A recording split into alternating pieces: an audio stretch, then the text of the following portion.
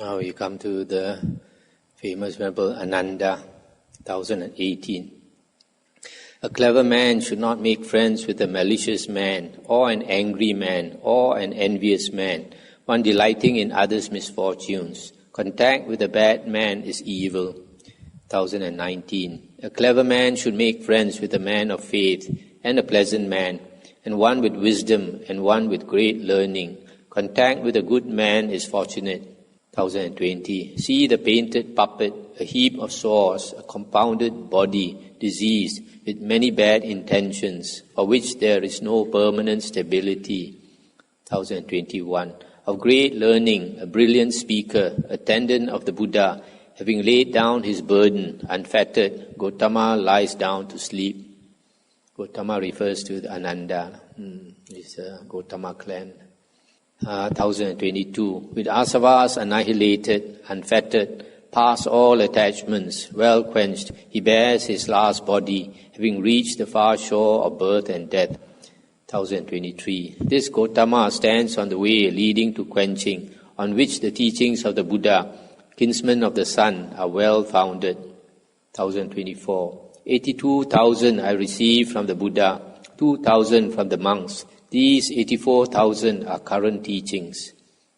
1025. This man of little learning grows old like an ox. His flesh increases, but his wisdom does not increase. 1026. The man of great learning who despises the man of little learning because of his learning seems to me just like a blind lamp-bearer. 1027. One should be the follower of a man of great learning, and one should not destroy learning. This is the root of the holy life. Therefore, one should be an expert in the Dhamma. This is good advice. This Dhamma is the root of the holy life. If you are not an expert in the Dhamma, you won't go very far in the holy life. 1028. Knowing what comes first and last, knowing the meaning, well skilled in understanding words and their interpretation, he seizes it in a good grasp and examines the meaning. 1029. Because of receptivity, he is eager. Having made an effort, he weighs it. At the right time, he exerts himself, well concentrated inside. 1030. Desiring understanding of the Dhamma, one should associate with that disciple of the Buddha who has great learning, is expert in the Dhamma, possesses wisdom, is of such a kind. 1031. Of great learning, expert in the Dhamma, guardian of the great seer's treasury, the eye of the whole world, fit to be worshipped, of great learning. The monk who has delight in the Dhamma, who delights in the Dhamma, meditating on the Dhamma, recollecting the Dhamma, does not fall away from the true Dhamma. 1033. Whence will comfort as an ascetic come for one who is heavy with selfishness of body and greedy for bodily happiness? You are fading away, not exerting yourself. 1034. All the directions are obscure. The doctrines are not clear to me. Our good friend having died, it seems like darkness. This one probably refers to the time when either Venerable Sariputta or Venerable Moggallana passed away. 1035. For one whose comrade has passed away, for one whose master is dead and gone, there is no friend like mindfulness concerning the body. 1036. The old ones have passed away. I do not get on with the new ones. Today I meditate all alone, like a bird gone to its nest. 1037. Do not hinder the many belonging to various different countries who have come to see me. Let the hearers, the congregation, see me. 1038. The teacher gives them an opportunity. The one with vision does not hinder the many belonging to various different countries who have come to see. 1039. No conception of sensual pleasure arose in me. During the 25 years I was a learner, that means an Arya. See the essential rightness of the Dhamma. 1040. No conception of hatred arose in me. During the 25 years I was a learner. See the essential rightness of the Dhamma. 1041. For 25 years I served the Blessed One with loving deeds, like a shadow not going away from him. 1042. For 25 years I served the Blessed One with loving words, like a shadow not going away from him. 1043. For 25 years I served the Blessed One with loving thoughts, like a shadow not going away from him. So you see, the Venerable Ananda was so devoted to the Buddha that he didn't have much time to practice and become an Arahant. 1044. I paced up and down behind the Buddha while he paced up and down. While the Dhamma was being taught, knowledge arose in me. 1045. I am a learner who still has something to do, not having attained mental perfection, and the quenching has occurred of the teacher who was sympathetic to me. So he's saying he's not perfect yet, and the Buddha has passed on. 1046. Then there was terror, then there was excitement, when the fully enlightened one, possessed of all excellent qualities, had been quenched. 1047. Of great learning, expert in the Dhamma, guardian of the great seer's treasury, the eye of the whole world, Ananda is quenched. He attained liberation. 1048. Of great learning, expert in the Dhamma, guardian of the great seer's treasury, the eye of the whole world, in mental blindness, a dispeller of the darkness of ignorance. 1049. The seer who was possessed of resourcefulness, mindfulness, and resolution, upholder of the true Dhamma, the elder Ananda, mine of jewels. This jewels is the Dhamma, mine of jewels. He knows so much Dhamma. 1050. The teacher has been waited on by me. The Buddha's teaching has been done. The heavy load has been put down. That which leads to renewed existence has been rooted out. Maha Kassapa. 1051. One should not wander, revered by the crowd. One becomes distracted. Concentration is hard to obtain. Seeing that the favor of all kinds of people is painful, one should not approve of a crowd. 1052. A sage should not visit high-born families. He becomes distracted. Concentration is hard to obtain. He is greedy and desirous of flavors, misses the goal which brings happiness. 1053. They know that this respect and homage in high-born families is truly a bog or a swamp, a fine dart, hard to extract. Honor is hard for a worthless man to give up. 1054. Coming down from my lodging, I entered a city to beg. I respectfully stood by a leper who was eating. 1055. He offered a portion to me with his rotting hand.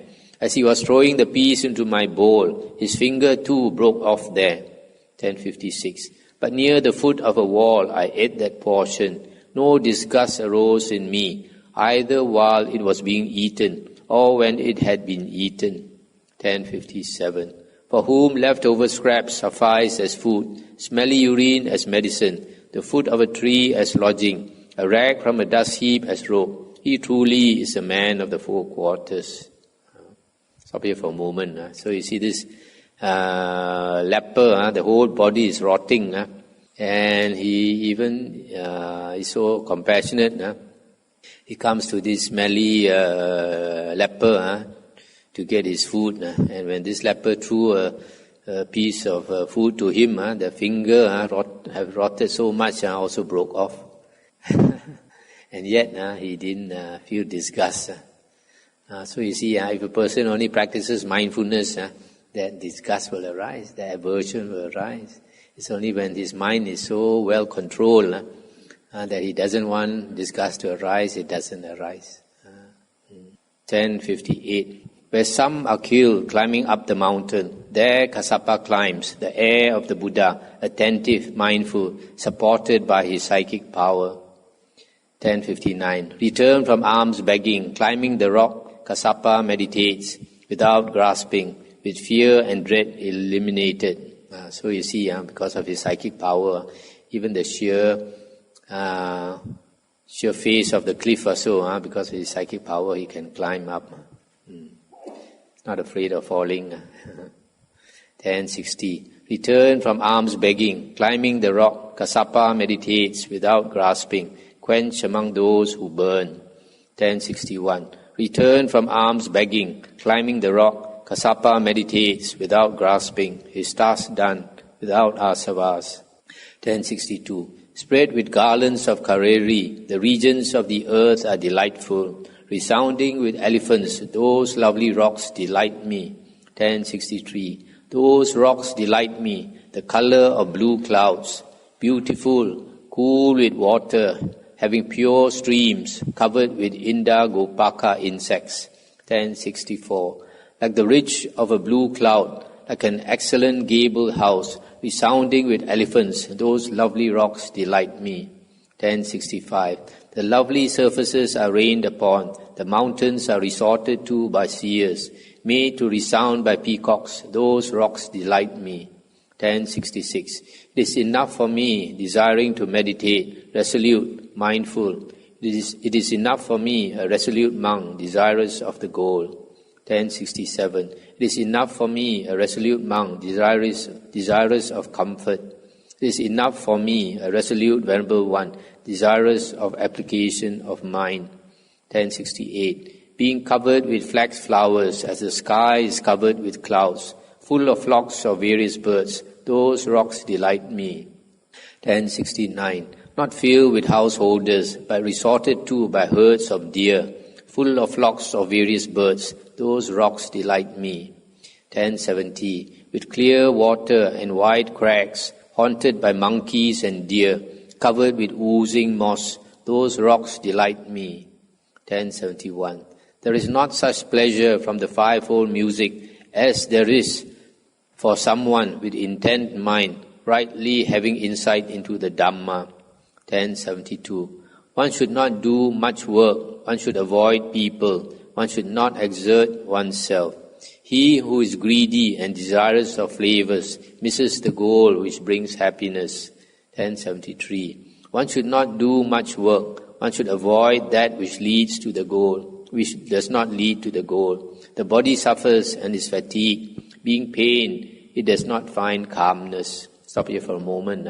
So if a person wants to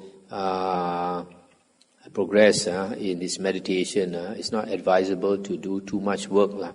But still, the Buddha's monks, even though they try not to do work, when it's necessary, they work. We find the Vinaya books. There's one Vasa, when Mahamoggallana, he got the monks to help him. They built 500 kutis for the Sangha during the Vasa. So probably the whole Vasa they were building. Just like our well-known Lungpo Sumedo, the first 10 years when they built Amaravati, their center in England, seems the first 10 years they were busy from morning to night, working for the good of the many folk, for the good of the Sangha. 1074. By merely touching the lips together, one does not see the self. One wanders around stiff-necked. One thinks, I am better. Stop here for a moment. This refers to external ascetics who refuse to talk.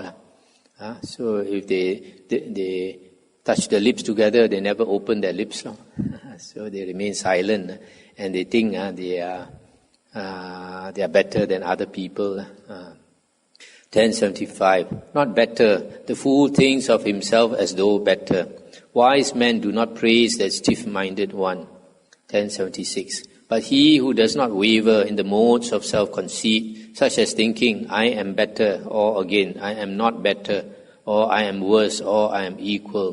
1077. That venerable one, being possessed of wisdom in that way, being well concentrated in virtues, possessed of mental calm, the wise indeed praise. 1078. He who has no reverence for those living the holy life with him is far from the true Dhamma, as the earth is from the sky. 1079. But the holy life of those whose modesty and bashfulness are always rightly established has come to growth. The renewed existences are annihilated. 1080. A conceited and vain monk, clad in a rag from a dust heap, does not seem impressive because of it, like a monkey in a lion's skin. 1081. One who is not conceited, not vain, zealous, with faculties restrained, does appear impressive because of his rag from a dust heap, like a lion in a mountain cave.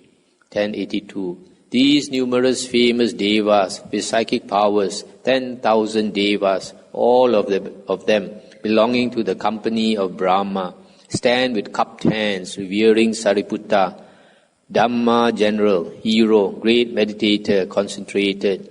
1084. Homage to you, thoroughbred of men. Homage to you, best of men.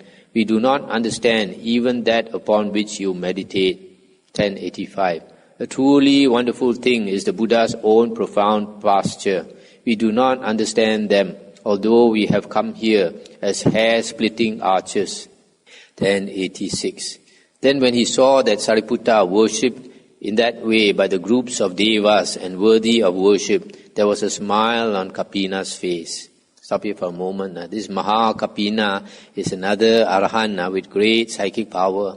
We saw in one of the suttas, the Buddha asked the other monks to look at him. He said, look at this monk coming. He's lean with a sharp nose. It's a great psychic power, Maha Kapina. One of the 4 monks, when the Buddha flew to the Brahma heavens and emitted light, looking down at the Brahmas, four of the Arahants flew up together to join the Buddha and all emitted light. Maha Kapina was one of them. Maha Kassapa, Maha Moggallana, and I think Anuruddha. 1087. As far as this Buddha field is concerned, except for the great sage himself, I am outstanding in the qualities of shaking off. There is none like me.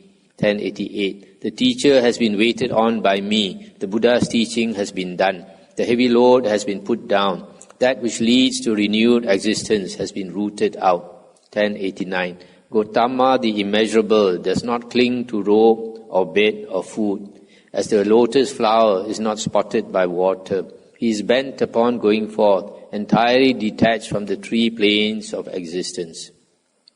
1090. The great sage has application of mindfulness for his neck, faith for his hands, wisdom for his head. Having great knowledge, he always wanders, quenched. If I continue, we still have now, I think another 117 page, another 17 pages. So maybe I'll continue tomorrow.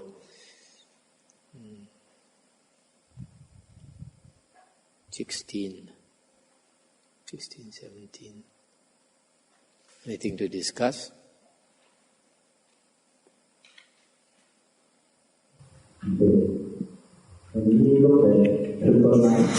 Say again.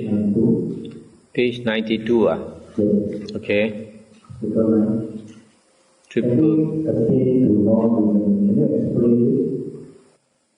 This reasoning is when we use our mind, thinking. So when you attain to non-reasoning, you don't reason with your mind anymore, you don't think anymore. The disciple of the enlightened one is straight away possessed of noble selves.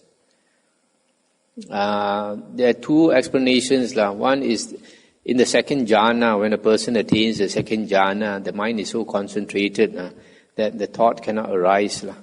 That is called the state of the noble silence. Another one could be that when a person becomes an arahant, then he has no more uncontrolled mental outflows. He does not have stray thoughts anymore. He does not think of this and think of that. But if he wants to think, it's all control.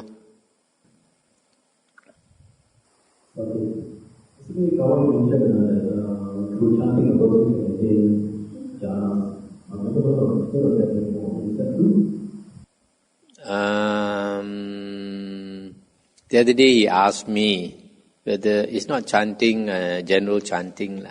It's like this, chanting the 32 parts of the body. So the fact that the Buddha taught his disciples this as the first meditation, so my opinion is that it is possible, probably, that chanting something non-stop, the same thing again and again and again, then it's probable that one can attain the first jhana.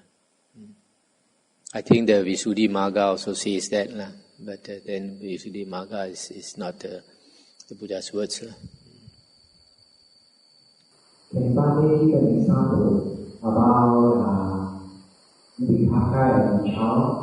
For example, taking breath taking Anapanasati as an example. How, in what occasion we have Vipassana without the child? In what occasion we have the child without Vipassana? Okay. This, I think I mentioned before, if you're practicing anapanasati, you're mindful of the breath. So you're trying to be mindful of your breath as it goes in and as it goes out. So when your mind runs away to your workplace or to your family and all that, you pull it back. That is called vitakka, thought directed at your object. Okay? And then you stay with your object, stay with your breathing, your mindfulness, stay with your breathing. And that is vichara, thought, sustain on your object. Okay? So every time it runs away, you pull it back, that's using vitakka. And then you keep it on the breath, that's vichara. Okay? But you may have a person whose mind is so disturbed that his mind is always running away. When his mind runs away, he pulls it back. In no time it runs away again, he pulls it back. So he has no vichara, he's not able to sustain on the breath. Okay? So he's keep pulling back all the time, pulling back. That is a person with only with vitakka. Okay?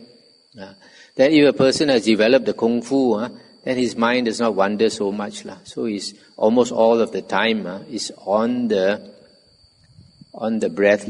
So he has vichara. He seldom needs to use vitakka. It's already on the breath as vichara. Okay?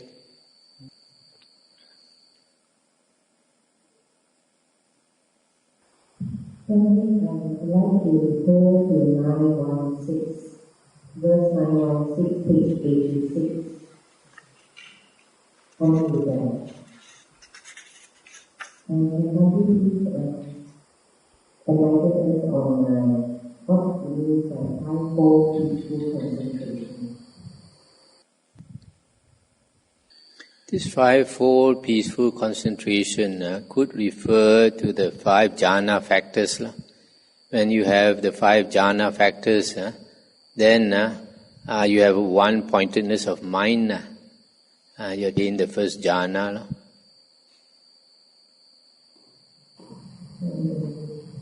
The other one is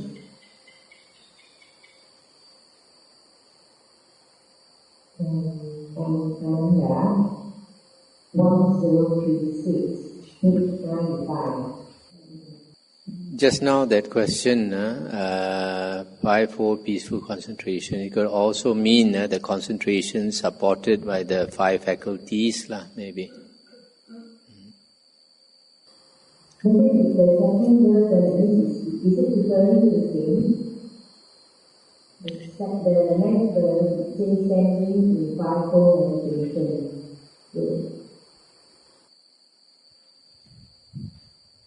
Just have to check the Pali. Okay, the next one. The next one is Venerable 1036. It's quite interesting to learn that as an area. If you hear Venerable has not been liberated, says the old ones have passed away and get off with the new ones, re-energize all learn and forget.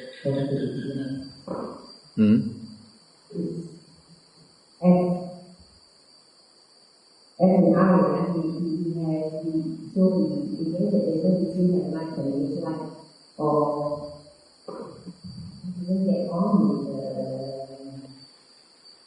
Yeah, I think even if he's an arahant, that is possible. Because those new monks, they are greedy. They are not greedy for offerings. They are not interested in meditation and all that. So even the Buddha also, he doesn't like to keep company with such monks. There was a time, there's one sutta where many monks, 500 monks or something, came to the monastery. And they made a lot of noise when they start to greet each other and all that. And when the Buddha found out, just chased them out of the monastery. The Buddha don't want noisy people around him. So even arahant also is possible. The other one is more on the effect of the life and the power. In this statement, there are so many monks So I'm just curious as to how do they take care of the welfare of the nuns in the environment. What do you mean by take care of the welfare? They fall sick or they need things. But for here we see that we travel, we need water, we go and pack from households. So in this case, the community of them stay together. So I was wondering how we support each other. We go for arms round, there, say, we got something for sick, we go out to get support. Yeah, but not all the monks have to go on Pindapata. If they have a good reputation, they will get a lot of food. One monk can get 2 or 3 monks' food, or even more. So they can share. So the younger monks will normally, according to Vinaya, the younger monks will look after the whatever work is necessary. Also like looking after a sick monk, certain monks are good at it. Those who are better at it, then they will do it. And also seeing the affinity, this affinity, this friendship is cultivated over years. So when another monk falls sick, he's a friend of this of a particular monk. The particular monk will like to look after him. Just like a family member falls sick, who's going to look after him? The one that is closest to him will look after him. It's the same. When we were in Thailand, a couple of monasteries that we stayed in, we find that monks, they go up to the hill and come back and keep on their own. So I was wondering if you, the Buddhism, do they practice the same way? Some like to do that. Some like to eat with the others, but whatever it is, I'm sure the monks will have their own particular friends. Some will have less, some will have more. And if the monk is a type that does not want to mix with anybody, then maybe he's an arahant. Then those who respect him will look after him, even though they don't really know him well. They respect him for his attainment. I just want to out of curiosity, but yes, live in very large monastery before. So how do they look after monks or residents when they live or when they sick or whatever? Do you certain people to look after the needs of? Generally, like in the Thai tradition, the abbot is like the general. So he directs the monks to do this and do that. So he may have assistants, what is called the Sangha officers in the Vinaya books. Those with particular duties. For example, one monk might be in charge of the store. Another monk might be in charge of invitations. If it's lay people come and invite the monks to go for house dana, then there'll be a particular monk who will be in charge of nominating which monk, choosing which monk to go for house dana. Another one might be in charge of the kuti, to allot the kuti. Another one might be in charge of maintenance. So there might be one in charge of looking after sick monks. Then he will probably order whatever medicine is necessary and all these things. So it depends all on the CEO, the abbot. If you have a good CEO, then everything will be run very nicely. You don't have a good CEO, then the monastery is a bit of a chaos. There are some monasteries where the Vinaya is no good, then the monks are selfish, especially like city monasteries. Then all the monks are thinking of money and as they say, kiki ku kiki. Everybody each looks after the other. I've also gone to such a ward, and I see sometimes a monk is sick, nobody bothers with him. Okay, shall we stop here?